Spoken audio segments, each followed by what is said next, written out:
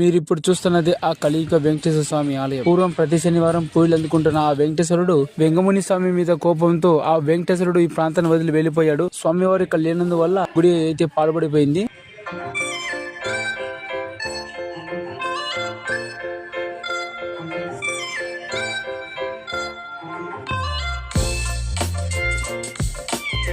Hi friends, welcome back to our channel. ఇవాళ మన దేవదేశం video వచ్చేసి వెంకటేశ్వర స్వామి గుడికి అయితే వెళ్తున్నాము. స్వామివారి దగ్గరే వండుకొని తినడానికి కావాల్సిన సామాన్యాన్ని సమకూర్చుకున్నాము. అందులో పుంజుకొని కోయడానికి 2 రకాల కత్తులు, వడ్డించడానికి 2 రకాల చేగంటెలు, వండుకోవడానికి 2 రకాల పాత్రలు తీసుకెళ్తున్నాము. అలాగే దానిపైన ప్లేట్లు కూడా తీసుకెళ్తున్నాము.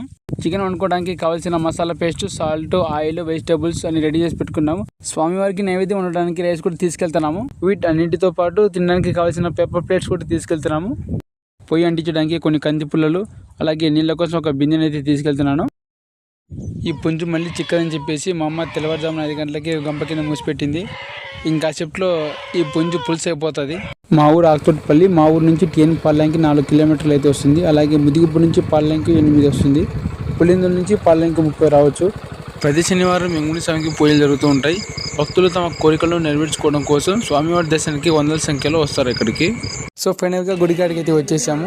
ఇక్కడ మీరు ఉండడానికి రూమ్స్ కూడా అవైలబుల్ లో ఉన్నాయి. అలాగే చిన్నపిల్లలు ఆడుకునే బొమ్మలు కూడా ఇక్కడ అమ్ముతుంటారు. ఇదే అండి హలాల్ చేసే ప్లేస్. స్వామివారికి హలాల్ అంటే చాలా ఇష్టం కాబట్టి ఇక్కడ పుంజునైనా, కోడినైనా, పుట్టెనైనా హలాల్ చేసి స్వామివారికి నైవేద్యంగా సమర్పిస్తుంటారు భక్తులు. ఇప్పుడు నేను గుళ్ళకి వెళ్తున్నాను. ఒకసారి మీకు గుడి మొత్తం చూపిస్తాను, లోపల ఎలా ఉందనేది. స్వామివారి సొంత గ్రామం పాలెం కాదు. స్వామివారు వేరే గ్రామం నుంచి వచ్చి ఈ గ్రామంలో జీవ సమాధి అయినారు. లోపల ఎలా ఉందని మొత్తం చూపిస్తాను. ఎవరు వీడియో స్కిప్ చేయకండి. స్వామి మీ పేరు? శంకరెడ్డి. స్వామివారు ఎలా వెలిచారు? స్వామివారి జీవ చరిత్ర ఏంటి? స్వామివారు పూర్వం ఇక్కడ ఈ ఊరి కాదు, సొంతం నడిపల్లి నుంచి ఇక్కడ వచ్చారు. జీవ సమాధి గారు స్వామివారు. ఈయన మామూలుగా అయితే శనివారం పూజలు చేస్తూ ఉంటాము. నిత్యం శనివారం. అవును. మేక మాంసం, మేకలు అనేది గోత్రము కానీ, పుట్టలు ఎక్కువ గోర్లు కానీ. అందులో ప్రీతిగా అంటే నాటుకోళ్ళు మహాప్రీతి అయినట్టు. అవును. అది ముఖ్యంగా శనివారం 10 గంటలకు పూజ కార్యక్రమం స్టార్ట్ అవుతుంది. శనివారం 10 గంటలకు స్టార్ట్ అవుతుంది.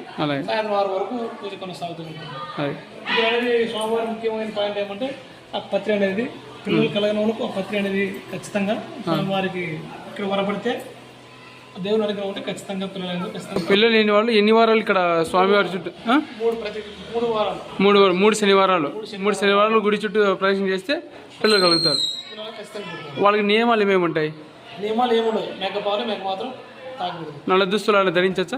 బ్రహ్మాలను ధరించుకోవచ్చు. దానికి ఏమి ఇబ్బంది కూడా లేదు. పూజారి గారు 3వ తరానికి చెందినవారు. వెంకటేశ్వర స్వామి స్వయంగా వీరి కుటుంబాన్ని ఎంచుకున్నారు. నాకు పూజలు వీళ్ళే చేయాలని చెప్పేసి ప్రతి శనివారం పూజారి గారి ఇంటి నుంచి బెల్లమన్నం స్వామికి నైవేద్యంగా అర్పించి టెంకాయ కొట్టిన తర్వాతే మిగిలిన భక్తులు టెంకాయ కొట్టి వాళ్ళ పల్లెం అనేది స్వామికి సమర్పిస్తుంటారు. పూర్వం ఈ ప్రాంతంలో మొదట వెంకటేశ్వర స్వామి ఆలయం మాత్రమే ఉండేది. ఆ శ్రీనివాసునికి ప్రతి శనివారం పూజలు బాగా జరుగుతున్నవి. శ్రీ వెంకటేశ్వర స్వామి సొంతూరైన నడుంపల్లి నుంచి ఈ పాలెనికి వచ్చారు. వెంకటేశ్వర స్వామికి ఉండడానికి స్థలం లేక ఆ వెంకటేశ్వరుని ప్రార్థించాడు.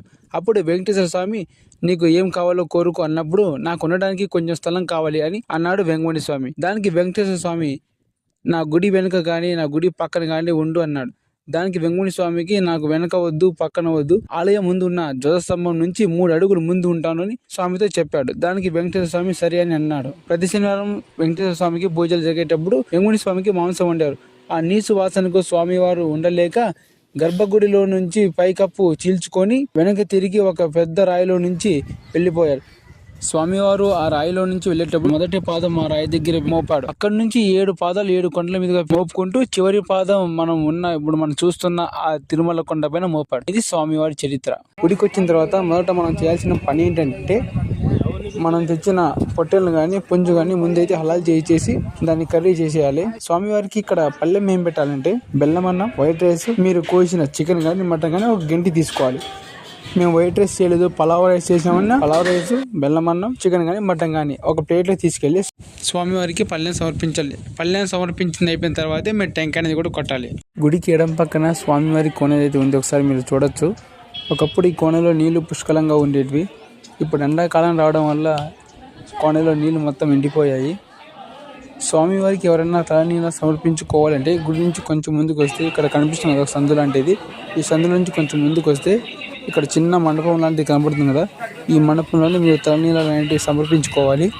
స్వామివారి గుడి ఎక్కడుందంటే అనంతపురం జిల్లా ముదిగుబ్బ మండలం టిఎన్ పాలెం. మీరు వెహికల్స్ ఉంటే ఓన్ వెహికల్స్ రండి మ్యాక్సిమం. వీడియో నచ్చితే please like, share and subscribe. Thank you for watching.